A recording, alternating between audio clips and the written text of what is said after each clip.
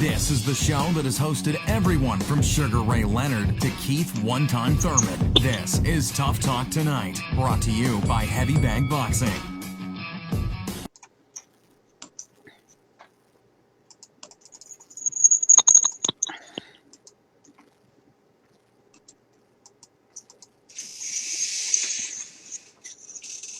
All right, welcome to another episode of Tough Talk Tonight. As always, I'm your host, Lucas Biggers.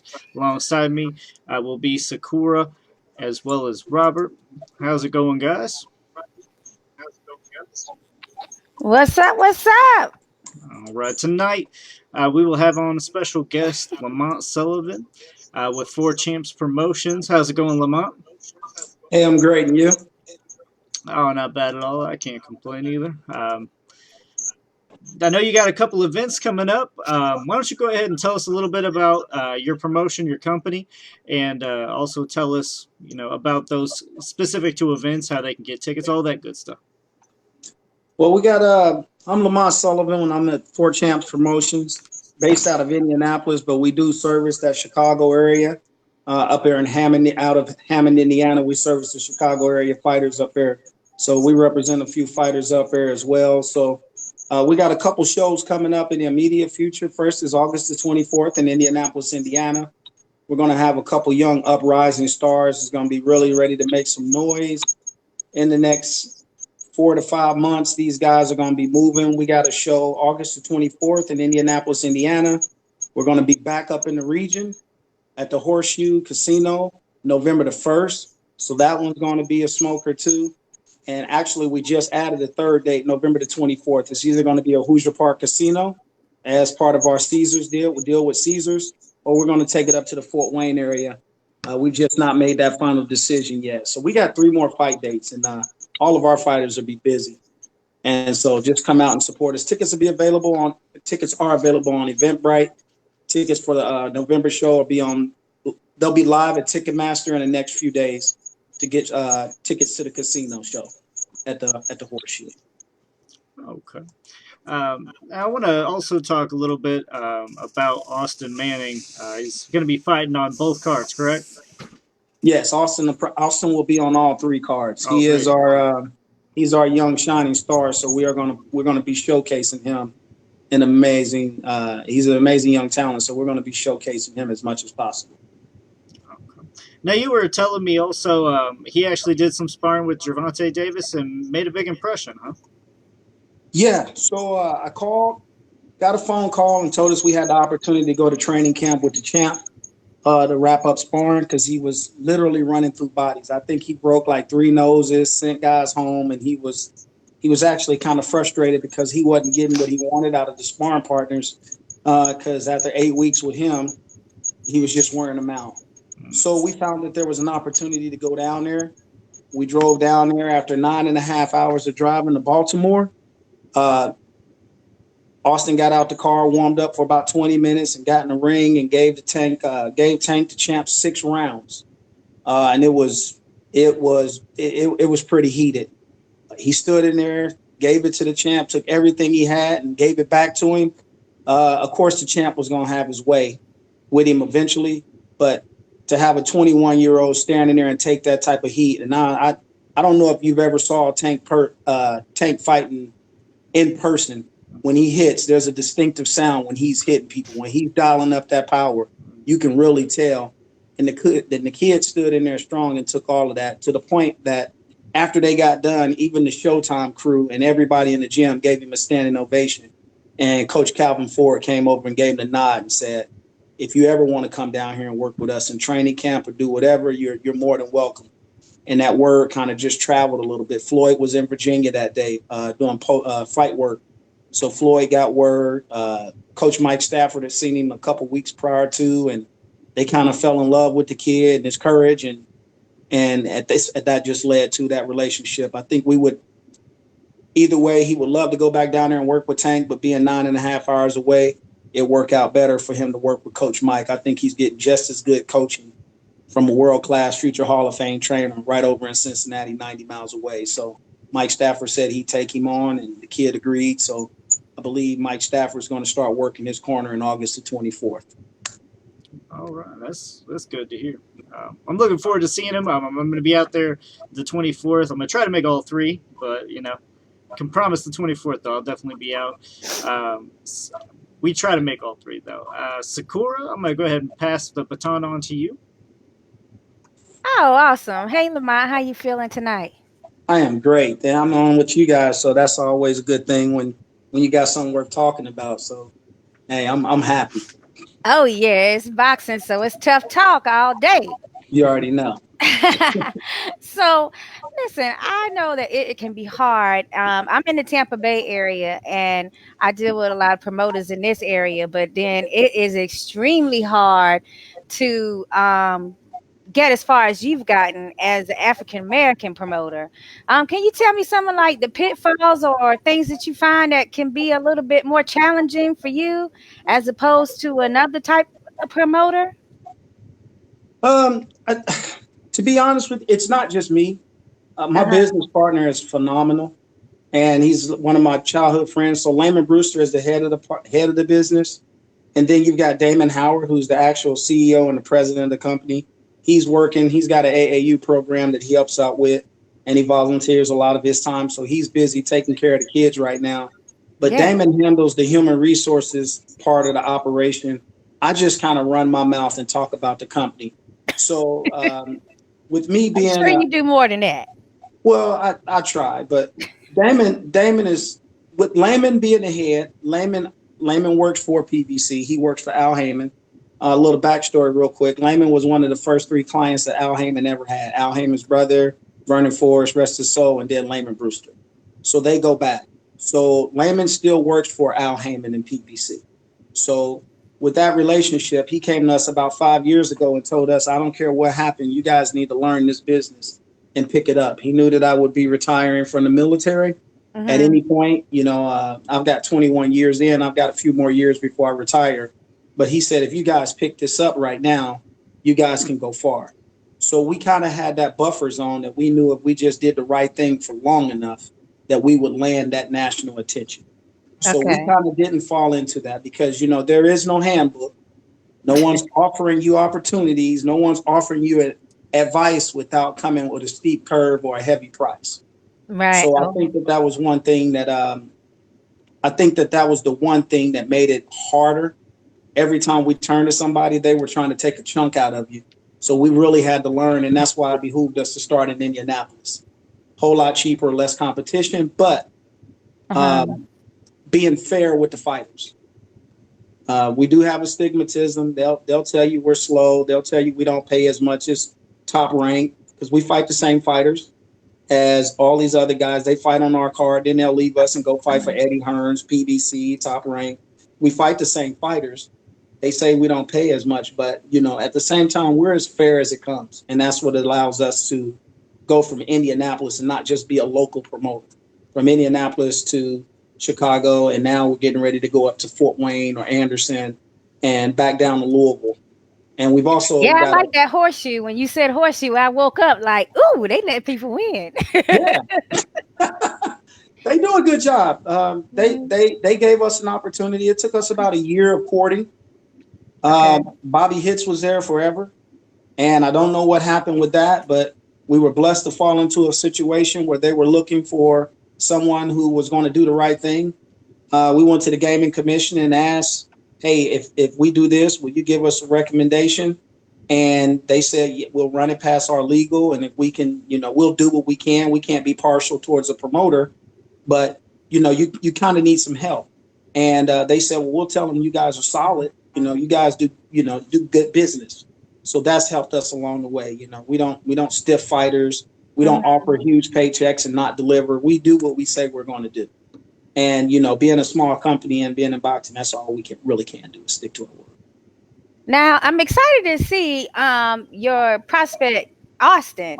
But at the same time, I was wondering if you had your eye on, a couple other, key boxes that you've come across that also kind of piqued your interest. Yes, we've got a couple of fighters that have been fighting with us quite a bit that do fight with us on a regular.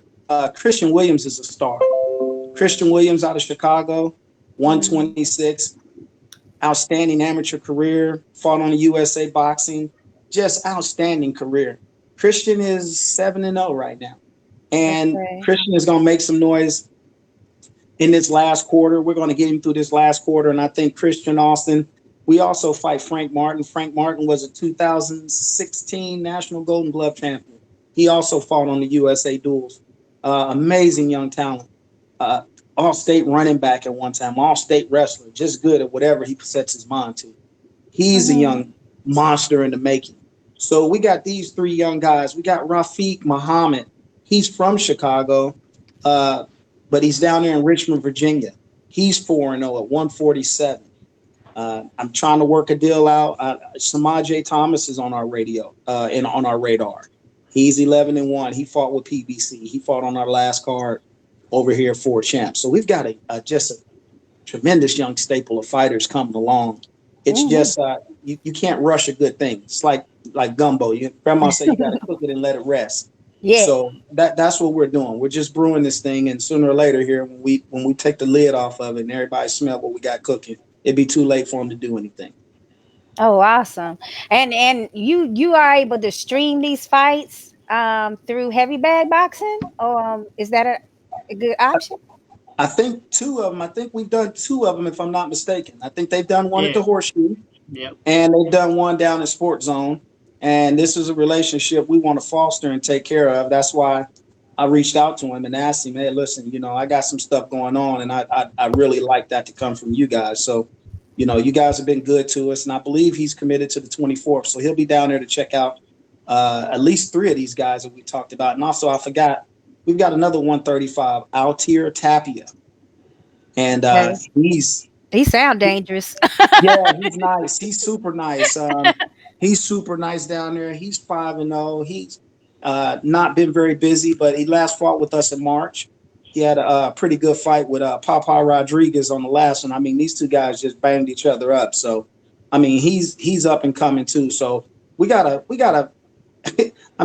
huge staple of fighters just coming up. But being only 5 years old as a promotion company, they unfortunately and fortunately they get to grow with us, but they gotta experience the pain as we experience pain as a promoter at some of the obstacles that you talked about earlier.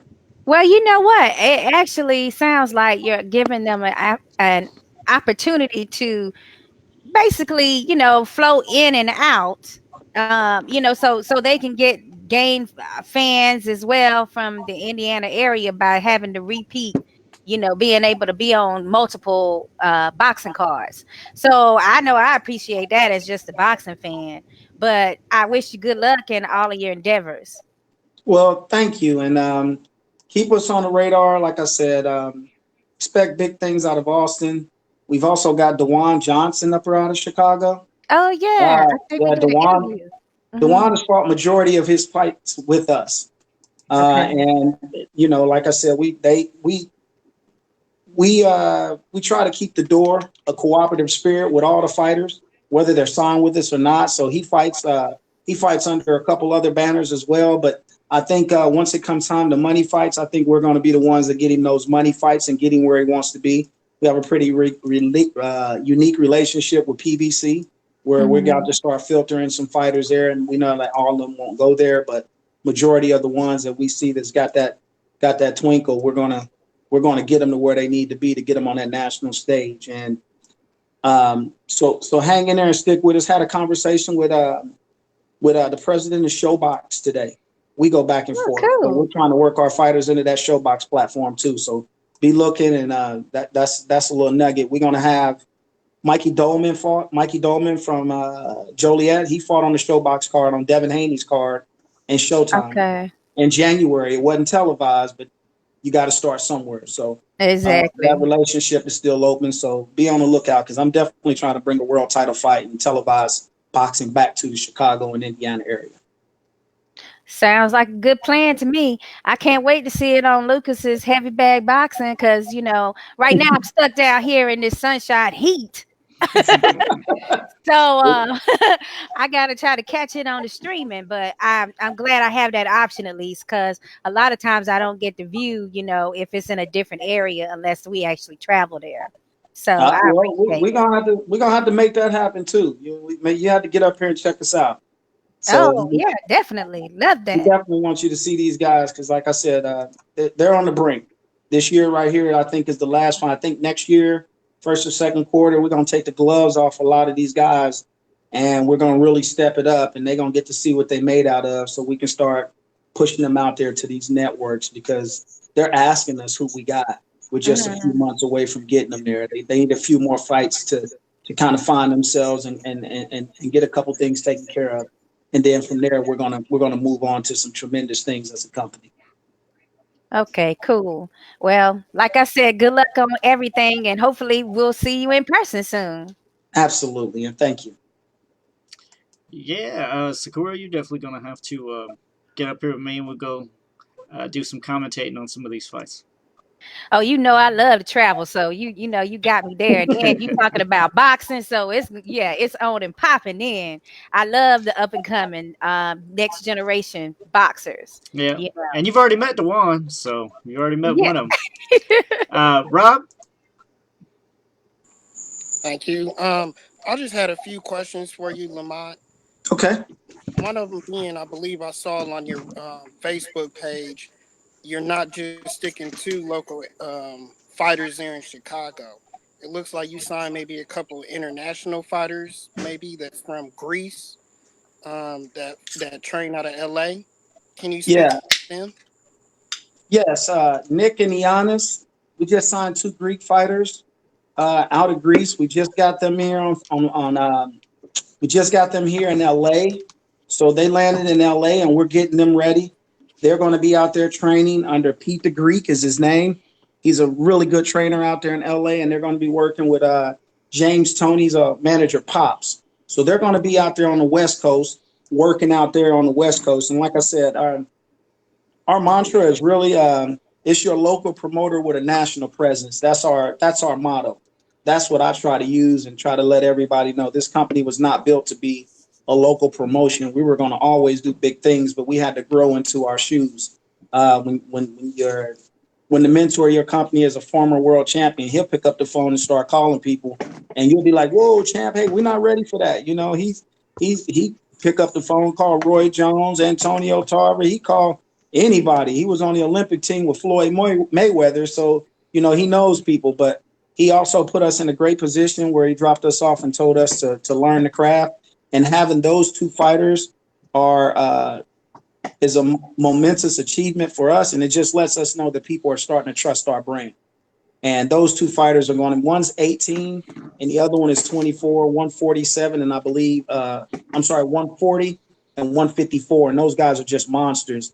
And I'm telling you, they told us from the beginning, 5 fights and take the handcuffs off. We ready for anybody. They don't care about building. They don't care about nothing. They said they come in here because they think we soft over here, so they coming to get us. And that's what I'm talking about right there. First two signings we had that said this let us go. Soft. Yeah, good looking Yeah, young boys too. I wish I could put up pictures of them, but if you get a chance, Uh-huh. I mean, just solid. I mean, they're just ready to go, rough, rugged. I mean, they out there sparring. One of them is already sparred with Lomachenko. The other guys are out there. I mean, they're getting world class sparring out there in LA.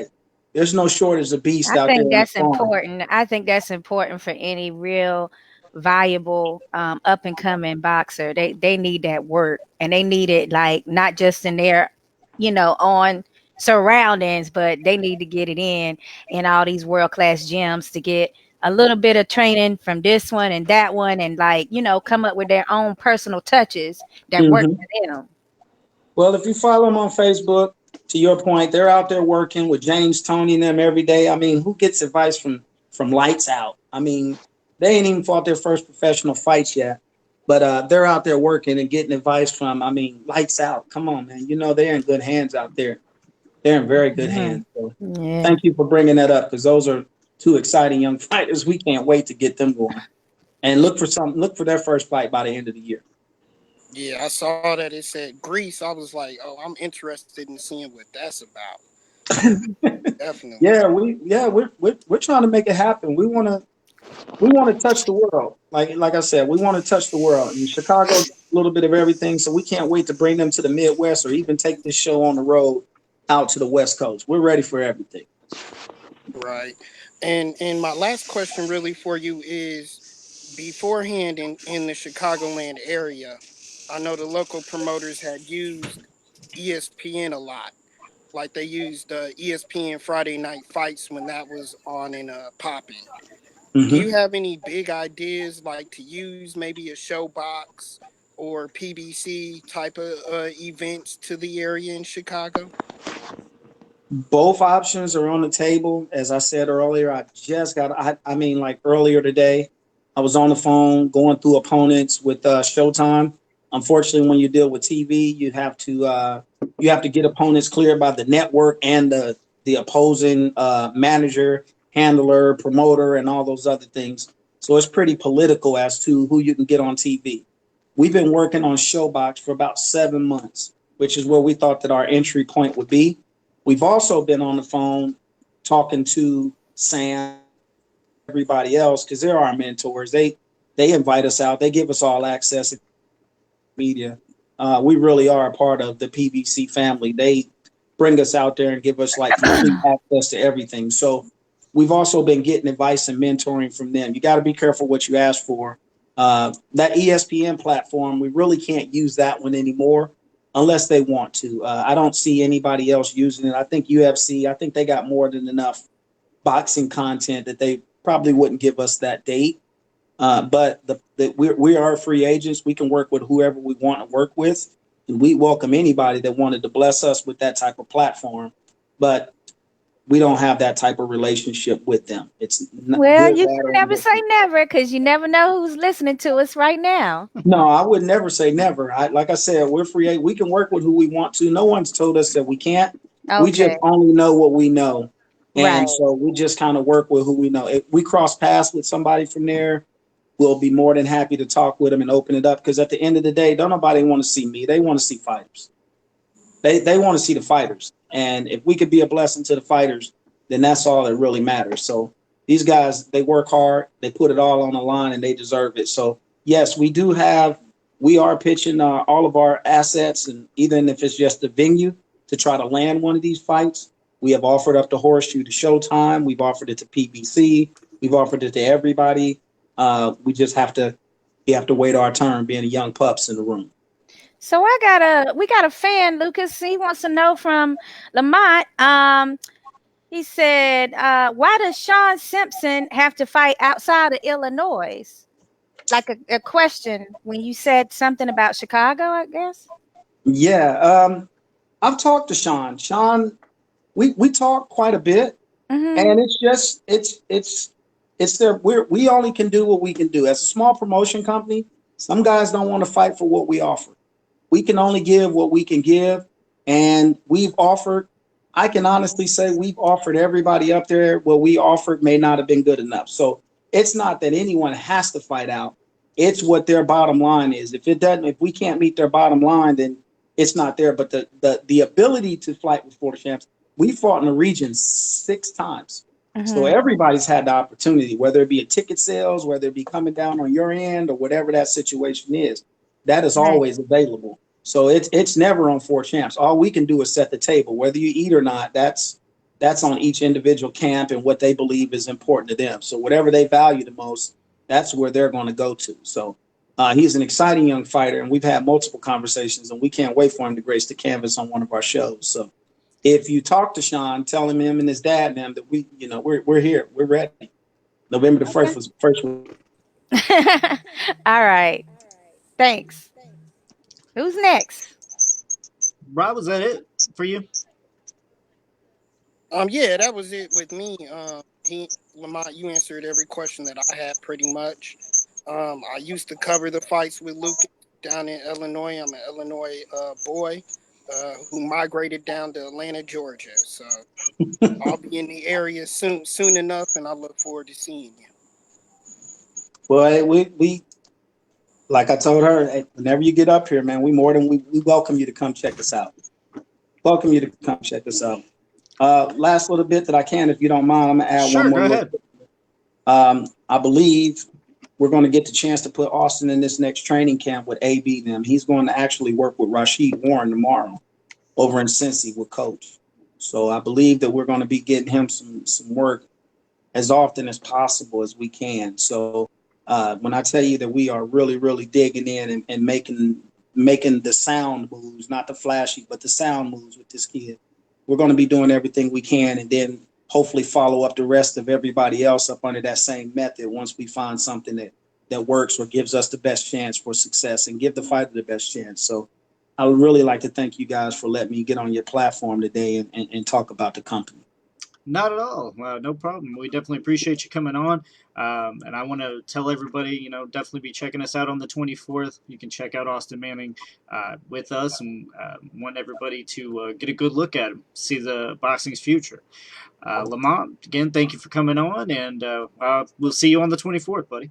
Can I give two more shots out? Sure, go ahead. All right, to the best matchmaker that nobody in the country knows about, his name is Damon Howard. Puts together amazing cards, no matter the budget. So if anybody's looking for somebody that can get it done for him, he is the best that you've not heard of.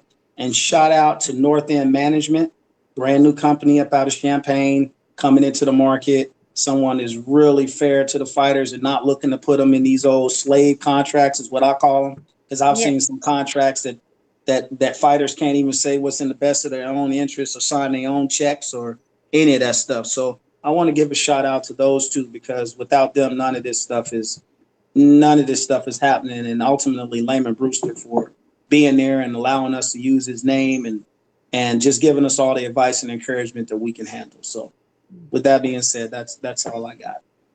Start up there in Champaign. I didn't know. I'm down here specifically in Springfield, so not a lot of boxing. I gotta travel a little bit to see you guys, but it's worth it. It's worth it. Thank you again so much, Lamont, for coming on. Thank you. Have a great night. You too.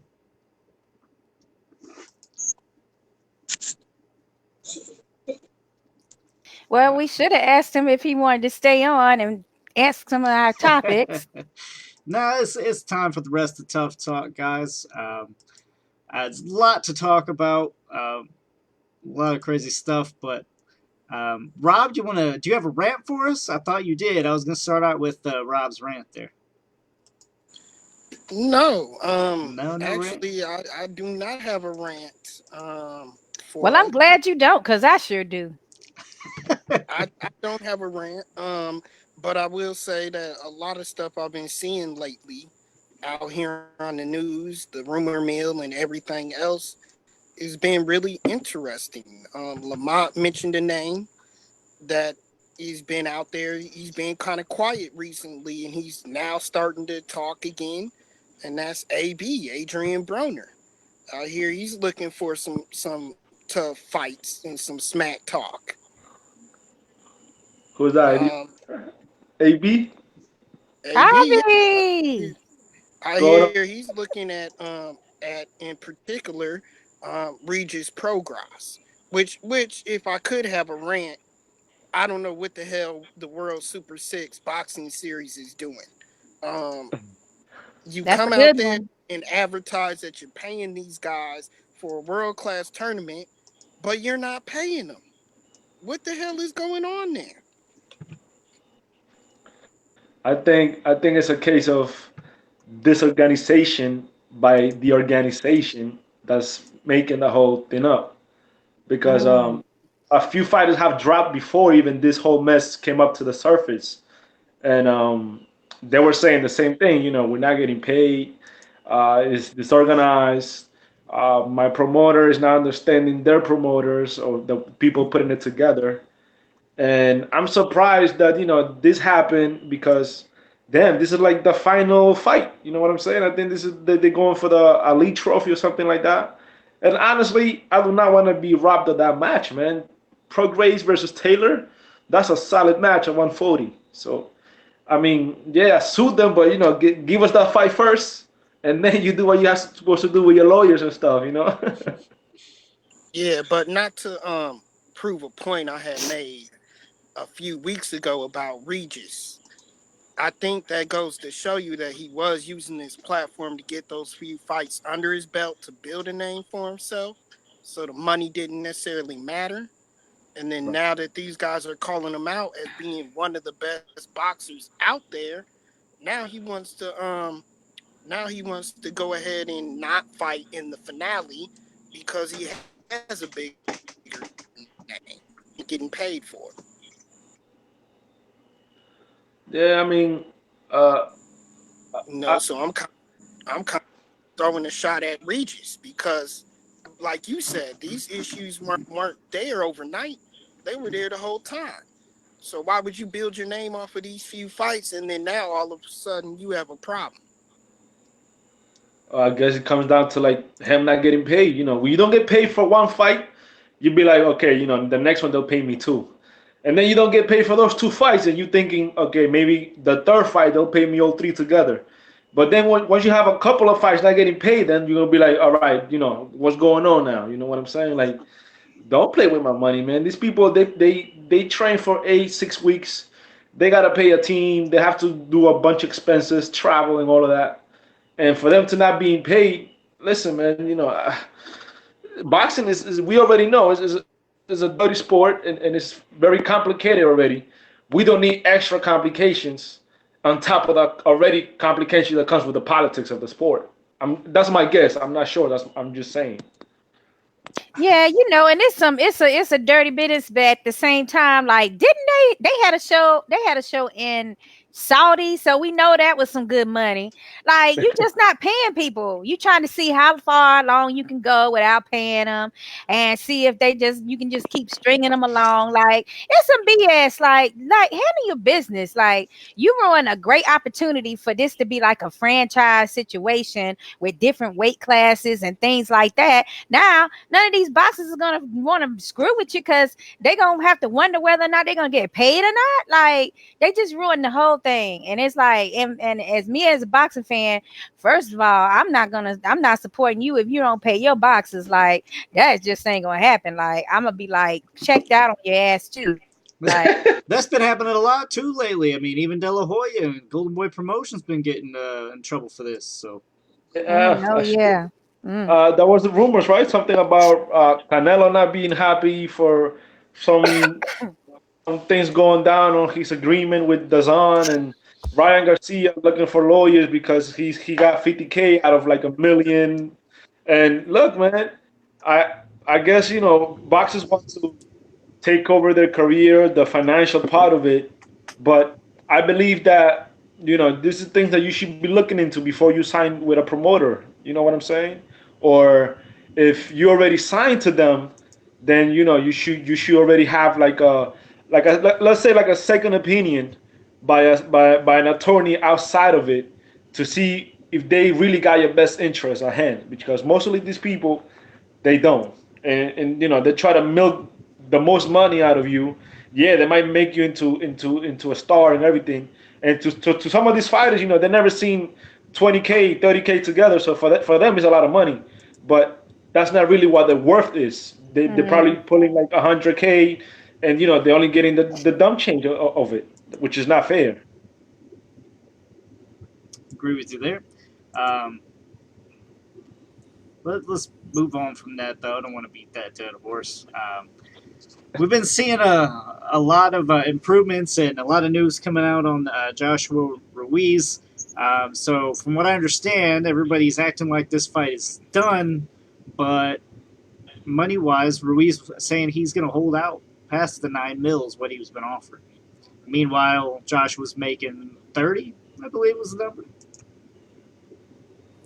31 for Joshua, 9 for Ruiz, allegedly, is what the offer was. But there's a rematch clause. There is a rematch clause because they both agreed that Joshua was the A side in the first fight. How many times have we heard a rematch not getting done because the other guy, the B side, in this situation? B side's worth more money. I mean, yeah, he is a B side. I mean, you got to say obviously Joshua has a bigger fan base, but can you blame him? I mean, for the first time probably in his career, he's actually the one in the driver's seat, He's just not all the way in the driver's seat yet, and that's only because he signed that rematch clause. If he didn't sign the rematch clause, he wouldn't be so stuck.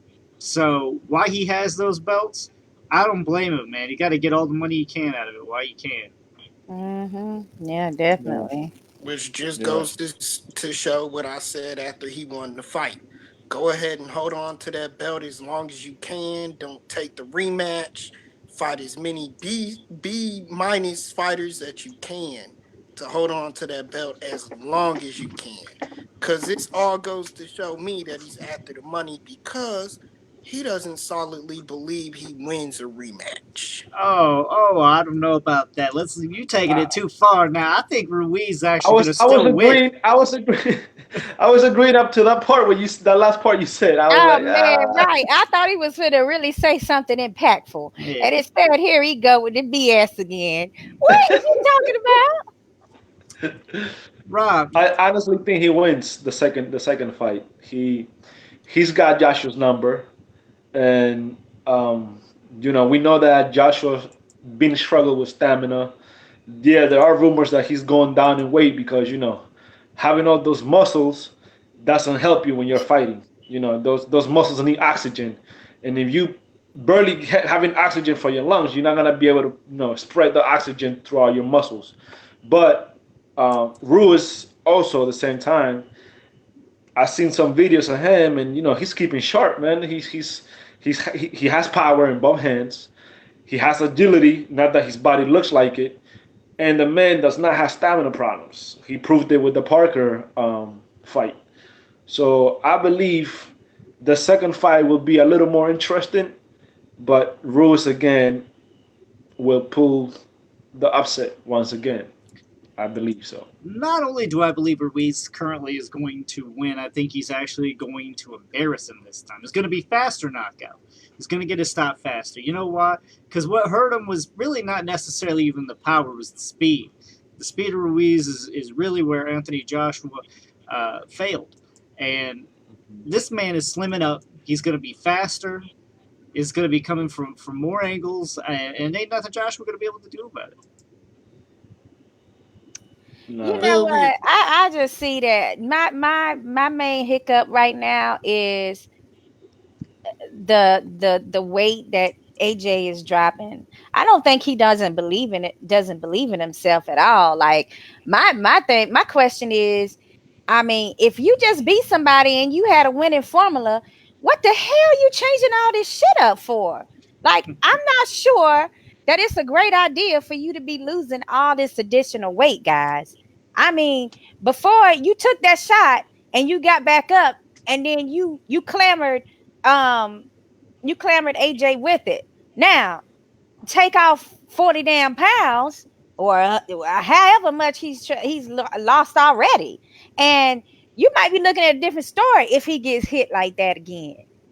Plus, AJ might have more leverage on his punches if he also has decided to debulk, which is what we're hearing. So, his punches might not be as stiff, with less muscle. So, we could be looking at an entirely different fight here. Nah, So, he didn't lose 40 pounds out his chin. It was just down there the extra skin and the how fat. do we know? How do we know? Okay, We don't know. I'm just saying, if it ain't broke, don't go fixing it too well. Like, yeah, you want to drop a couple of pounds, you want to be able to be a little bit more. I don't know how he could be more agile. I mean, Ruiz was moving around that ring like he was freaking Rocky, okay?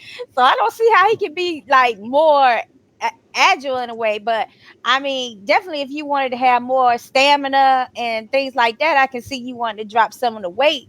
But I mean, don't go extreme with it, man, because you don't know what the hell you dealing with in this next fight. I mean, like you said, it's do or die for AJ as far as being as marketable as he has been. So we might see something entirely different than the first fight if the dynamics continue to change between these two athletes. I'm just saying, like, I just think that he needs to not take it too far well, with the weight. I mean, I agree partially. I mean, yeah, you want to see him, lose weight. You want to get in shape a little bit better. but you don't want to lose too much. I mean, I don't want to be seen coming in drained. I mean, there's no point in that. You're a heavyweight. This is actually the one benefit to being a heavyweight. You don't have to drain yourself, don't have to kill yourself to do this. However, you imagine how agile, we were just talking about how agile, how mobile he is.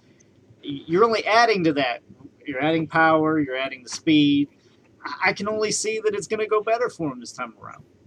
Wait a minute. How you saying he adding power if he's losing some of the weight to help with that velocity of the shot? Well, that just depends. I mean, it could be muscle mass that he's adding. He might be losing water weight, but not muscle weight, which is a big difference. And we know he had a lot of water weight. Yeah. You can call that shit water if y'all want to. Okay, listen. I'm a female. I'm gonna be honest with you. You know that was straight flub. Okay, and it's not easy to get rid of for a female, much less. I mean, as far as he's been, enjoying the fruits of his labor as this new heavyweight champion. So it does take. I'm not saying that I don't feel like inspired by him being able wanting to improve on his skills and his physicality. I'm just saying, don't take it too far where you lose your advantage that you had in the first fight. That's all I'm saying. No, I mean, I agree with you as far as that's concerned. All right. Moving on here. Let's see. Now, as far as the money goes, I mean, are y'all saying he should be able to actually have more say, or are you just saying no? You need to honor that rematch contract and just fight for what we say you fight for. He has to. It's in writing. He has to honor that rematch clause. He signed the contract. Oh, come on. Contracts are made to be broken. Isn't that what they always say? Contracts are made to be broken. And I mean, like, I just don't see him. If he wants a chance at those belts right away, AJ needs this fight to try to get them back even. And on top of that, you can say, oh, I had a rematch clause, but nobody really knows what all was involved or detailed in that rematch clause. I can grant you a rematch clause and it can say something like must be at least 8 mil, but that doesn't mean at least is like a starting point. Like, I'm not taking no less than that, but if I get these belts, obviously I'm valued at way more than 8 million. Like, so right. I see this as a situation where we don't really know what all is involved with him as far as what he signed off on. So, I mean, but even if it was like, yeah, he signed and agreed to 9 million, that don't mean that you're going to get the fight. Like, if you got to make people happy, if you want to actually get their bodies, if you actually want to get their bodies in the ring with you and not have a lawsuit that you got to file. And then meanwhile, you're not getting the step aside money as AJ, and you're not getting the opportunity to get those belts right back. So, who knows what all is technically involved, but I don't think it's because Ruiz is scared. I think he wants his value for what he feels he's worth. Yeah, I believe so as well. He's just he knows this is his chance at the money. And like Sakura said, if you're guaranteed a certain amount, but you can push for more, why not push it for more? Knowing that you have the leverage of you having the belts, then the fans wanted to see the former champion trying to revenge his loss. The fact that you have all this attention on you now, because I think Sneakers signed him. I'm sure he made a few commercials, a few sponsorships.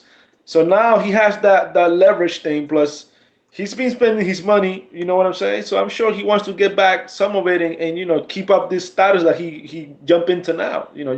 If you go from eating cereal with milk and then you go start eating steaks, you don't want to go back to eating cereal with milk, my man. You want to stay on the steaks and the ribeyes and the sirloins and stuff like that. You know what I'm saying? All right. Okay.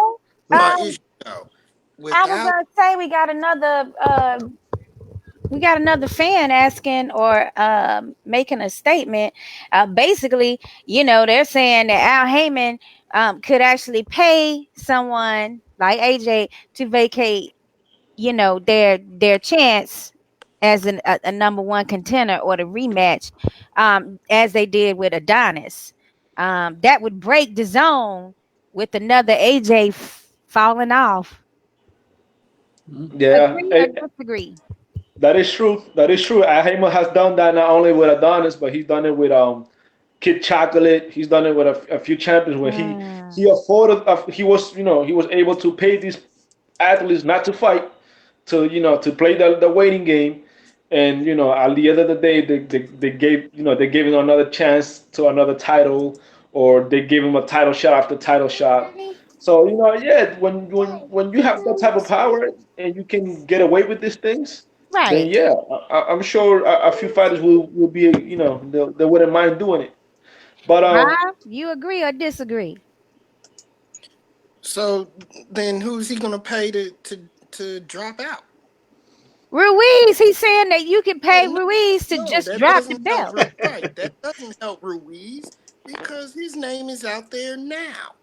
Look, without this fight being worth $9 million, him by himself is only worth 2 or 3 mil.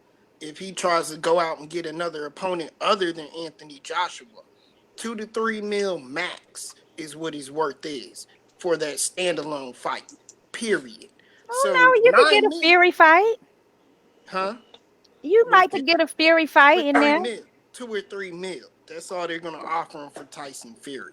Tyson Fury made his deal. He's only gonna get 2 or 3 mil for that. Maybe four at I max. I wouldn't don't I, I think. wouldn't agree with that because you gotta remember in the sport of boxing sometimes it comes to like they can promote him as like the man who beat the man who beat the man who beat the man. You Right know what I'm now. saying? But And you if gotta you're talking remember. about him sitting out, if you're talking about him sitting out for Al Heyman check like he did Kid Chocolate, how does that work for Kid Chocolate? Peter Quinlan still isn't known anymore. He's not fighting significant fights anymore. And that's That is true. because of that, because he took that money and set out. That's true. You could have a point there. All right, let's move on there. We got a lot of time running off our clock already here, guys. I want to talk about Virgil Ortiz Jr. versus Antonio Orozco. How did you guys like that fight, number one? Man, that kid is solid. Uh, That kid is solid. I'm not sure why Oscar de la Hoya wanted to throw his eggs on the Ryan Garcia basket, but if I was him as a promoter, I would definitely be focusing on Virgil Ortiz. He has everything. He might not have the looks as Ryan Garcia. He might not have the the social media popularism, but man, the man can fight, man. And as a fighter, he's a complete package, and we still haven't seen the best of him yet. He's still growing as a fighter. This kid is the future, just like what we thought of. Well, not that we thought of, because I'm not gonna throw him under the bus yet, but it was a kind of a letdown, the pro debut of Robesi Ramirez, which I'm gonna need 2 minutes to talk about that. you done already changed the subject, you guys. You know what? But go ahead, guys, Let go us. ahead. I need to talk about. I mean, I like this Virgil kid though. Let him get his Yeah. props first. He's solid. He's solid. I'm happy. I want to see him. He passed. Orozco is a solid dude, and this is his biggest test up to date. And he passed it with honors and a good grade. So I think he's ready for the next level. He's ready for the next competition, and I think this is the future of Golden Boy. And I'm not sure why they not promote him as they should, the way they do with Canelo and Brian Garcia, because he has the factor.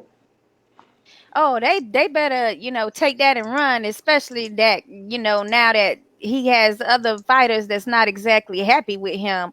But you'd be a fool not to market him, in a great way because, he's got the skills and the physicality that I like, in a fight that really, really, really cause problems in the welterweight division, especially with that height. So, like, I mean, if they don't take advantage of the kids' marketability, something's wrong over there for real. Like, I like this guy a lot. Ortiz is someone that people should really have a radar on at this point. Yeah. And in one fight, you see how great he did, and that was in one fight of moving up. From 140. So Yeah. I like him. All right, let's move on to Sakura's tweet of the week. Oh, yes, yes. I almost forgot. Lord. Whew. Okay. So someone actually said something from Boxing News. They were like, Saudi is hosting Ruiz Joshua bout will be boxing's iconic moment. So then what we have is someone replying back. Ponzi scheme. Scamming Eddie is using AJ name to launch Matchroom DAZN Saudi Arabia. Hashtag AJ Ruiz fight will never happen in Saudi Arabia and no rematch in 2019. Scamming Eddie is using this spectacular of AJ Ruiz in Saudi Arabia to promote his own business there. Just saying. I think this actually was our Tim, our very own Tim from Heavy Bags. Shout out to Tim. But yeah, this is the problem here. I've been waiting for us to get on this subject, and I know that Ruiz is like, give me my money, but I'm also like, you should be like, hell no, I'm not going to Saudi Arabia. Like, this is like crazy as hell to me that you would think that it's okay to do business with damn tyrannists, people that cut off journalists' hands and fingers and head, dismembering people, human atrocities against women, the LGBT community. Oh, can I go on? Oh, creating a nuclear proliferation program right now. I mean, this is so outrageous to me. There should be an all-out stink. Everybody should be outraged at the fact that he would think that it's just okay to go over there and do business with Saudi Arabia, knowing all of the human atrocities that these people are known for, and by the way, have not gotten any repercussions for recently. So to me, it's like, why would AJ go over there and fight? Not only is it human atrocities in the area, but also you got them funding terrorists, guys. This is like the main area where they actually fund. I mean, this is where the money comes from. And on top of that, let's get to the boxing fans. Okay, is AJ's UK fans gonna be able to go the 6 hour plane ride? Yeah, they could. I mean, if they got the type of money to pay for a Saudi Arabia flight, and I'm sure it's a little less expensive, but then can a US fan pay the same amount of money to get to Saudi Arabia if they really wanted to see this fight in live of Ruiz with his first championship defense? Like, this is all set up too in a way that makes it where if AJ loses, they can cut the plug in Saudi Arabia so nobody actually sees him go down again. like, like they could be like, hey, cut it right now. I think this whole thing it comes down to money talks, bullshit walks. And you're right. You're 100% right when it comes to them not considering the fact that the fans, how the fans are going to be able to go to the arena if they want to. Then I consider anything like that. I think they are pretty. If anything, they consider the times, so it could be like UK and USA friendly within the times. But that's about it. At the end of the day, Andy Ruiz also he wanted a neutral place. So, I think this makes sense. He wants more money, so that makes sense for him. There are plenty of neutral locations that don't include going to an area of we're calling that a red zone. I mean, you want to look it up on our passport website, zones that you as an American shouldn't be in. You know what I'm saying? Right, it's right up there in the top 4 or 5 places. this So is this is where the business of the sport comes in. When nobody cares about the opinions of the feelings of others. It's just money, business, money, and business. So I think it comes down to that, and that's what they're looking at. You know I so what? think. Nobody would be making all this money except for Hearns is getting the extra money as a consultant by the government there. He's the only one that would be making that kind of money. And therefore, why should any of us support, okay, something that does not financially benefit any of us? I'll tell you Just to why. see I'll a tell you fight why. that is going to be mirrored by the fact that you're agreeing to do business with somebody that's socially unconscious, socially Right, bankrupt. Like, right. really? I'll tell you why, because this wouldn't be the first time where a promoter does something that the fan do not like, but they will still go and watch it. It so wouldn't be the first time, or it's not going to be the last time. Rob? And at the end of the day, you're right. It comes down to Eddie. He's the one that I think he sees like Joshua trying to get paid, Ruiz trying to get paid. So he said, "Well, I'm the promoter. Let me try to get paid too." And I believe that's one reason why he's like, yeah, you're going to have to pay me a lot more money if you want me to take my Mexican behind over there in Saudi Arabia. Like, you really got me effed up if you think I'm finna go over to Saudi Arabia, man. You could have said Germany as a neutral zone. I mean, like, really? I don't see this as working out well. Or Yeah. Asia, they could have went to Asia. Yeah, Rob, tell me you on my side with this situation here. Like, this is Well, ridiculous. so Ralphie I'm gonna keep it. Gonzalez says it's a suicide for Ruiz. So, I mean, I'm I don't disagree there. Oh my God, those are not the type of words that I'm he should use when dealing with Saudi Arabia, okay? right. Because it could really happen for real. Oh, he got away with those belts. Kill him now while he gets off the plane. You know what I'm saying? Mm, no. I'm gonna keep this one short and sweet. Number one, I do not agree with the political views or political views of Shakur there that she made all those statements. Um, I don't keep it political in boxing, but I'm gonna keep it short and sweet here. This is what Leonard Elderby was saying. They're trying to put it on a network that don't nobody give a shit about, in an arena in a country that don't nobody care. It's the DAZN issue. Period. Come to PBC, okay, where you don't want your promoter all up in the video, dancing, all up in, all up in the area dancing. Come to PBC. I'm done with you. I'm glad you made it lighthearted, but seriously, I mean, we should be able to draw the line at damn people that dismember reporters for reporting your atrocities. Okay. Oh man, let's move on. I don't know what else to say. All right, Guys, Rob, I'm coming at you. Floyd Mayweather just recently tweeted or Instagrammed a video of him training.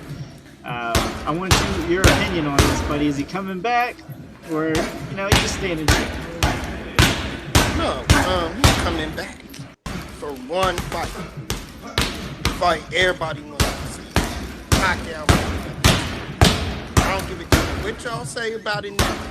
All the minors and haters out there telling me, oh, I don't want to see that fight. It's irrelevant. No, you all want to see that fight. Floyd is 42. Pacquiao is 40 and just beat a young top fighter in his prime. Floyd Pacquiao 2019, y'all. What's that? Drop the mic. Okay, so anybody other than Rob, what y'all think? I think he's just doing what he's always been doing, trying to keep us at bay, trying to keep us interested, and whenever we're not ready, boom, he comes to the right hand and he's gonna hit us with the news. Yes, I'm fighting, some kickboxer from Asia for 3 rounds. So I don't know, man. I wouldn't be sure until I see the official announcement of the rematch. Well, you know what? I actually want to see this fight, guys. I can't help it. Oh my God. Like, I want to see them fight without having any excuses excuses though. I don't want to hear about your shoulder. I don't want to hear about your hand. I don't want to hear about you couldn't get approved for this shot or this IV. I don't want to hear none of that shit. Okay? I want y'all two to get y'all asses in that ring and brawl it out and put a final period on this situation between Pat and May. And Pat especially needs to show up or sit the hell down. Cause I'm telling you right now, I was tired of hearing these excuses from last time, and he's making it seem like he's ready to go this time. So I want to see the fight. Will it happen or not? I'm not sure. I think they just trying to measure out the buzz and see whether people really are, willing to be there. But as Rob say, and Rob know, listen, they say it every time. I won't watch it. I ain't gonna do it. And nobody wants to see that shit. And then they turn around and they in the closet with, the little device watching it in secret because they know they really want to see it. And then the pay-per-view numbers be over 1 million again, right? Yeah. So I just feel like, 100 million. But I just feel like it's crazy as hell to just think that these two can leave that type of money out there on the table, especially money made. So we'll have to see just to make sure, but I think it's something that people are really gonna be after. All right, I'm gonna touch on one last thing we just. Well, wait a minute, hold on, Lucas. What you think? Yeah, hit a go. Yeah, you need to answer some of this stuff. Got us out here on a limb. You know I'll what? speak We need for to him. I answer. already know. I Lucas niggas do not want to see Floyd Mayweather fight ever. That's not the question, though. The question No, is, do we think it'll happen or not? Look, yes, of course, fight's gonna happen. There's too much money in it, and just like Witt says always, if it makes money, it makes sense. He's gonna do it. Look, yes, he's got a lot of money, but he still needs to fight. When I say that, I don't mean he really actually needs to. It's just to keep living the way the man lives and keep this huge amount of money flowing. Yeah. You got to keep the money coming in, and what's going to bring it in more than the Pacquiao fight? The public interest is back in it now. If you're looking at, like you said, he just beat Thurman. He beat Thurman. A lot of everybody else on the team even was saying he wasn't going to beat him. So y'all thought it was Thurman's time to shine, and Pacquiao's about ready to retire. Well, not anymore. Oh, yeah, you were right on that. But Thurman came out on TMZ and said that nobody wants to see that Pac-Man fight, and they want to see an exciting fight like a rematch with him would do. Yeah, Thurman is remixing a song that's out there called Big Old Salty Balls. You know what? I'm disgusted with you right now. But no, what he's saying is, bring me that another bag of money. That's what he's saying. Like, yeah, let's repeat because I like this coin. Thurman didn't show up at the fight. Sit down and shut up. You know what?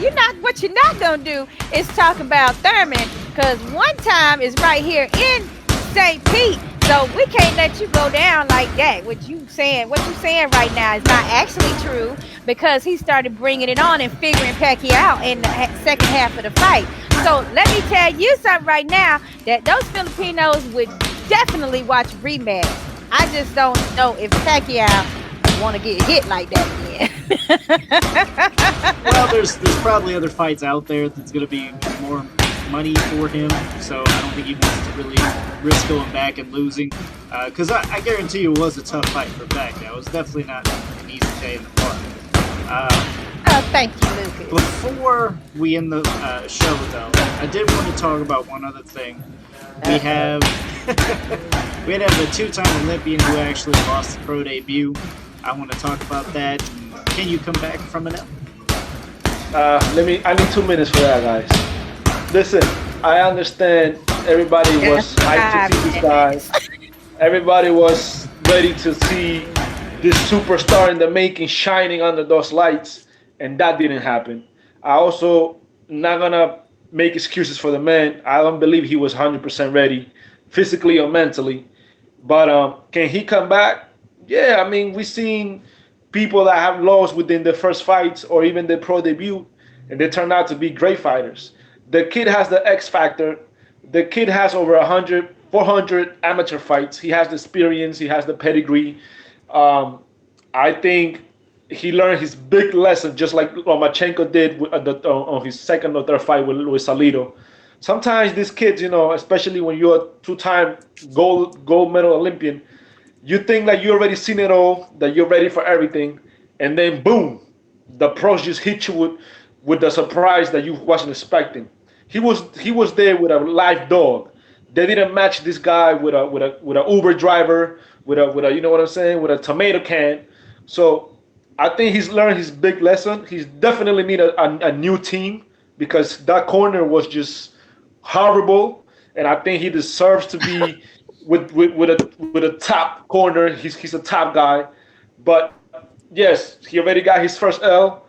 Hopefully, he doesn't break him mentally, and he can bounce back and show us what he's made of. Because there's also rumors that he's not really a disciplined guy when it comes to the sport. So that might not help him right now that he's trying to make a living out of this career, which is pro boxing. But I think probably the hype, the nerves, the emotions, the feelings got to him, and he couldn't come back from the knockdown because it was a flash knockdown. He was never hurt, but he as the immature, not being a pro, there was no urgency of him trying to get the other rounds convincingly. He would just with the high guard trying to score points and blocking for most of the rounds, and that don't get you wins in the pros. That might get you away in the amateurs, but not in the pros. So he definitely needs to transition himself from amateur fighter to a pro fighter and get with the team that's gonna help him, and then we can see this guy coming up the way he should. Let me just say this because you all know how I feel. I rank wins versus losses heavily. That's exactly why Lomachenko will never be top pound for pound. Oh, So with this dude, I don't care what he does. Hey, no. B Hop lost early in his career, right? yeah. His pro debut to me is a great legend, but he's not one of the greatest boxers in the world. B Hop's not. He ain't up there. What? For me, I don't care what this kid does. Oh my God. He can be Lomachenko-esque. There will always be an asterisk under his name, in my opinion, for having the one loss, especially your pro debut with 100 amateur fights, with an amateur background like he had. So, going forward, I hope he does bounce back from it, but he'll never be considered top anything in my book. Oh man! Wow. Does this have to be with him being under 135 according to your own personal rules of you having to be? That's part of it. That's part of it. Yeah, I'm sure it is. You know what? I gotta push back on a little bit of something, and I think that you're talking about 4 rounds. It was a split decision, okay? And on top of that, you're dealing with somebody's first transition between a pro and an amateur, and you're dealing with a Cuban fighter who's used to a certain style. Okay, looking him back in his eyes. And I think that we cannot always blame the team. Okay. First of all, it's St. Pete Boxing Gym, legendary St. Pete Boxing Gym. I think they got plenty of experience between the team and as far as boxing is concerned. But you got nerves. You got the nerves. You got the flash knockdown, which will knock anybody off their game plan, as we saw with the Thurman and Pat fight too. Like that was a first round kind of knockdown situation too, with similar situations where it was like a flash situation. He popped back up, but once you're off your game, it does take you a while to get back. But I don't think that we can always blame our teams when stuff don't go right in that ring, Javi. And they haven't had a chance. I mean, I could see if it was like 3 fights in and he's still like not performing up to his level of, what he should be doing and stuff. But I mean, since it is so early on, I think that flash knockdown in the first round, I think it was like in the first 40 minutes, 40 seconds or so. I mean, that knocks you totally off your game, especially when you're in a whole different arena, you're in a whole different country. You ain't fought nobody else that, is on your level except for a Stevenson. Well, basically, Shakur Stevenson, and that was, amateurs with the Olympics. I mean, these are a lot of factors that he's gonna have to get used to. Now, here's where I stop having. I draw the line at now. So now this is his opportunity to learn from his mistakes and get his shit together. Basically, like now that you have that experience and you know what a loss feel like a real loss, because you never had a loss before, even on amateur levels, you now have to like now process that and regroup and emotionally be prepared when you get back in that ring. Yeah. So I think he deserves a couple of more fights with his established team before we, basically say that they're garbage and all this. Right, but let me just clarify something, Sakura. I wasn't really blaming his team. I just thought like um, definitely it comes out down all to him. But I felt like even when he will go back to the corner, they wouldn't urging the guy to like throw more jabs or you need to attack or you're not winning this fight. Don't cruise along like you're winning this fight and little things like that sometimes. For example, Ismael Salas, which is the trainer that used to be the head trainer of the Cuban national team, he will tell his fighters what it is, win or lose. I didn't see that from the corner, but at the same time, you got a point because this is their first fight together. They're probably not in sync with each other yet, but I think he needs a team that's gonna be more on top of that because he needs somebody that's gonna help him transition from years in fights and hundreds of fights and hundreds of rounds, Mm-hmm. amateur to Right. pros. It's Yeah. two different animals. So he of course had to start with himself emotionally and physically, but he also gonna need that extra push. And I think personally somebody like Robert Garcia will do wonders with this kid, or maybe somebody like Virgil Hunter will do wonders with this kid. Trainers that you could they change fights around. You saw what Robert Garcia did with Maidana before he took him over. Mm-hmm. Before he took him in. So I think he needs that type of training. Not shitting on the corner that he was with on Saturday. I just feel like I don't see them working together properly. I just feel like they were good, both of them, but I don't see these two mixing it up in a way where it's gonna be fruitful for him or for them for the I corner. get what you're saying, and I mean, just because like Alfredo Angulo, I don't feel worked well with Virgil Hunter doesn't make Virgil Hunter a bad coach. Andre Ward works great with Virgil Yeah. Hunter. There's you got to have a good fit, and he's basically just saying it's not a good fit, which I can see, definitely see that point. We are gonna go ahead and wrap up the show though, unless one of you guys have anything else you want to say. I just want to say that no matter if you 135 or under, if you have skills, if you're a great fighter, you will be considered pound for pound. Do not listen to the noise. That's all I wanted to say.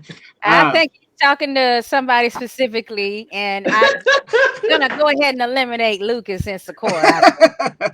All right.